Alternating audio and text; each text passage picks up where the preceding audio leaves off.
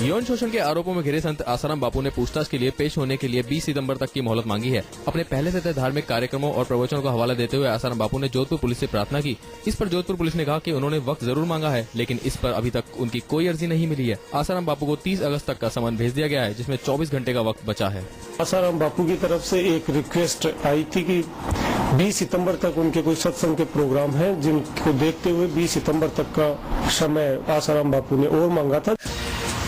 सूरत में प्रवचन के दौरान एक बार फिर आसाराम बापू ने अपनी सफाई में कई तर्क पेश किए हैं। आसाराम बापू ने कहा कि अगर वो लड़की 1.5 घंटे तक चिल्लाती रही तो फिर किसी ने भी सुना क्यों नहीं। आसाराम ने कहा कि वो पीड़ित नहीं, मेरी बेटी है, और अगर कोई मुझे दोषी साबित कर दे तो मुझसे 5 लाख इनाम ले जाए। मेरे शिष्य की बेटी है, मेरी पोती है, दोती है, अभी भी उसको पीड़िता कोई साबित करके दिखाए तो 5 लाख इनाम ले।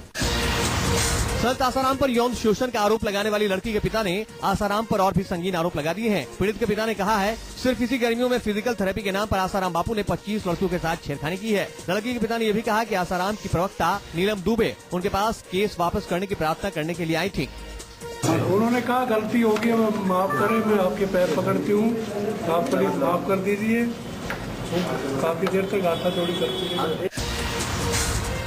डॉलर के मुकाबले 68 रुपए 85 पैसे की गिरावट के बाद आज रुपया किस करवट बैठेगा कोई नहीं कह सकता। फूड सिक्योरिटी बिल पास होने के बाद रुपए में भारी गिरावट दर्ज की जा रही है। कल एक ही दिन में रुपए में 256 पैसे की गिरावट दर्ज की गई है। आज एक बार फिर दुनिया की नजरें रुपए के उतार चढ़ाव पर बनी रहेंगी। आशंका जताई जा रही है कि अगर सीरिया पर अमेरिका ने हमला कर दिया और तेल के मूल्यों में बढ़ोतरी हुई तो हालात और भी बदतर हो सकते हैं। रुपए 72 तक भी गिर सकता है। रुपए की गिरावट पर वित्त मंत्रालय ने कहा कि जोरदार गिरावट की वजह इलॉजिकल कॉन्सेप्ट है और इसको लेकर घबराने की जरूरत नहीं है।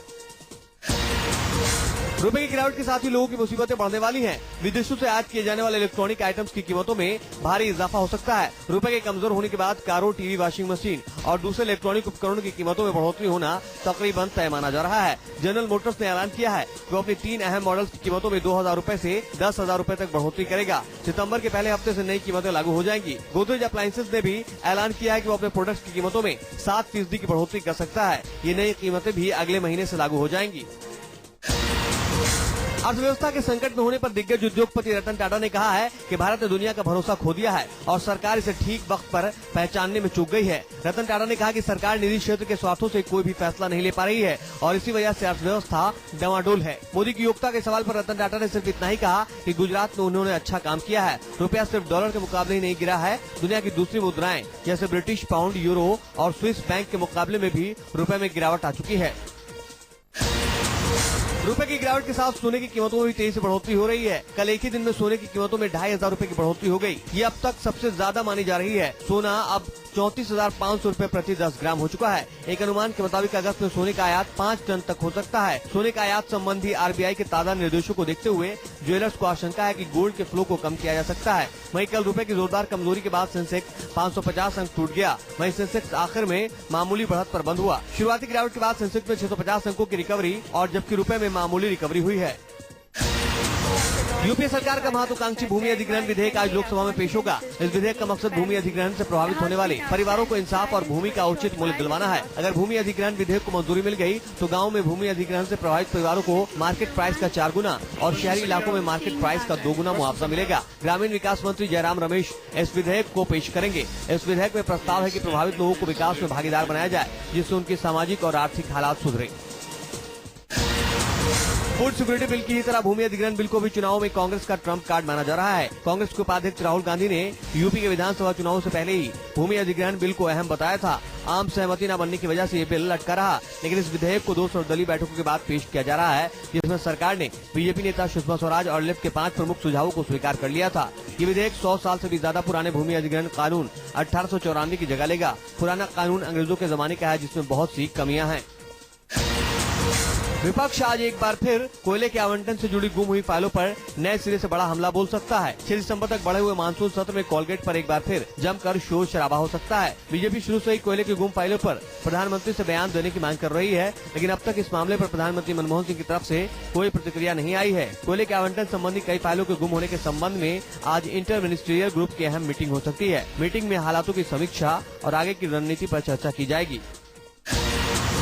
बिहार बीजेपी के एक और विधायक बिहार के मुख्यमंत्री नीतीश कुमार के मुरीद नजर आ रहे हैं। चिरैया विधानसभा सीट से बीजेपी विधायक अवनीश कुमार सिंह ने कहा कि बिहार के मुख्यमंत्री नीतीश कुमार महान नेता हैं। भारतीय जनता पार्टी के विधायक अवनीश सिंह को नीतीश कुमार ने चिरैया क्षेत्र के किसी स्थानीय मुद्दे पर बातचीत के लिए बुलाया था। इस मुलाकात के बाद ही बीजेपी के विधायक नीतीश के मुरीद हो गए।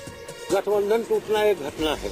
हाँ, मुख्यमंत्री जी बहुत अच्छा, हम जनप्रतिनिधि हैं, हमारे भी भावना का वो ख्याल रखते हैं, ये तो महानता है उनकी। दिल्ली बीजेपी पार्टी को एक दिखाने की कोशिश कर रही है, लेकिन इसमें उसे कामयाबी नहीं मिल पा रही है। दिल्ली बीजेपी के नेताओं ने अपनी एकता दिखाने के लिए एक प्रेस कॉन्फ्रेंस बुलाई थी, लेकिन सीनियर नेता हर्षवर्धन इस प्रेस कॉन्फ्रेंस में भी शामिल नहीं हुए।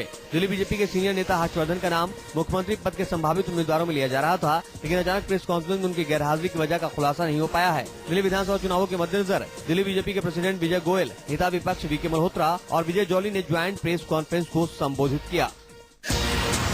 दिल्ली में बीजेपी ने चुनावों की तैयारियां तेज कर दी हैं। बीजेपी दिल्ली विधानसभा चुनावों के मद्देनजर 15 सितंबर तक संभावित उम्मीदवारों की पहली लिस्ट जारी कर सकती है। इस साल के अंत में नवंबर या दिसंबर के महीने में दिल्ली विधानसभा चुनाव होने की उम्मीद जताई जा रही है, जिसे देखते हुए बीजेपी ने अभी से ही वोट बैंक की सियासत तेज कर दी है। दिल्ली में पूर्वांचलियों के वोट बैंक पर कब्जे के लिए बीजेपी पूर्वांचल मीट में दिल्ली बीजेपी प्रदेश अध्यक्ष विजय गोयल ने लोक लुभावन घोषणाएं की हैं। विजय गोयल के मुताबिक बीजेपी शासन में राशन कार्ड, ड्राइविंग लाइसेंस जैसी छोटी मोटी मुसीबतों के लिए परेशान नहीं होना पड़ेगा। बोधगया विस्फोट को महीने भर से भी ज्यादा का वक्त बीत जाने के बाद भी कोई विश्वसनीय सुराग हासिल करने में एनआईए विफल रही है। एनआईए एक बार फिर जांच के क्रम में तेजी लाना चाहती है, इसलिए राष्ट्रीय जांच एजेंसी यानी एनआईए के प्रमुख शरद कुमार आज बोधगया के दौरे पर जाएंगे। एनआईए प्रमुख जांच अधिकारियों और राज्य पुलिस के अधिकारियों से बातचीत करेंगे, साथ ही अब तक जमा किए गए सबूतों की जानकारी भी लेंगे। बिहार के बोधगया जिले में मशहूर महाबोधि मंदिर में 7 जुलाई 2013 को सुबह 5:30 से 6 बजे के बीच सीरियल ब्लास्ट हुए थे। मुंबई की सेशन कोर्ट ने पत्नी पर हमला करने के आरोपी अभिनेता ओमपुरी को राहत देते हुए उनकी गिरफ्तारी पर अंतरिम रोक लगा दी है। ओमपुरी की गिरफ्तारी पर 30 अगस्त तक रोक लगाने के बाद उनकी अग्रिम जमानत याचिका पर सुनवाई 30 अगस्त तक स्थगित कर दी गई है। ओमपुरी को कोर्ट ने हिदायत दी है कि वो पुलिस का पूरा सहयोग करें और बुलाने पर हाजिर हों। वहीं ओमपुरी ने एक बार फिर घरेलू हिंसा के आरोपों को निराधार बताया है। नंदिता ने अपने पति ओमपुरी पर छड़ी से पीटने का आरोप लगाया है। 10,000 रूपये को लेकर नंदिता और ओमपुरी के बीच झगड़े की खबर थी।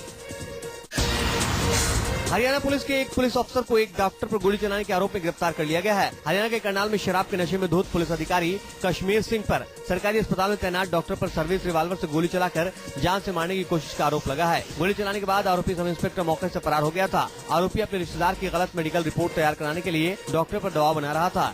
घटना की सारी तस्वीरें डॉक्टर के कमरे में लगे सीसीटीवी कैमरे में कैद हो गयी। पुलिस अफसर ने अपने सरकारी रिवॉल्वर से गोली चलाई थी।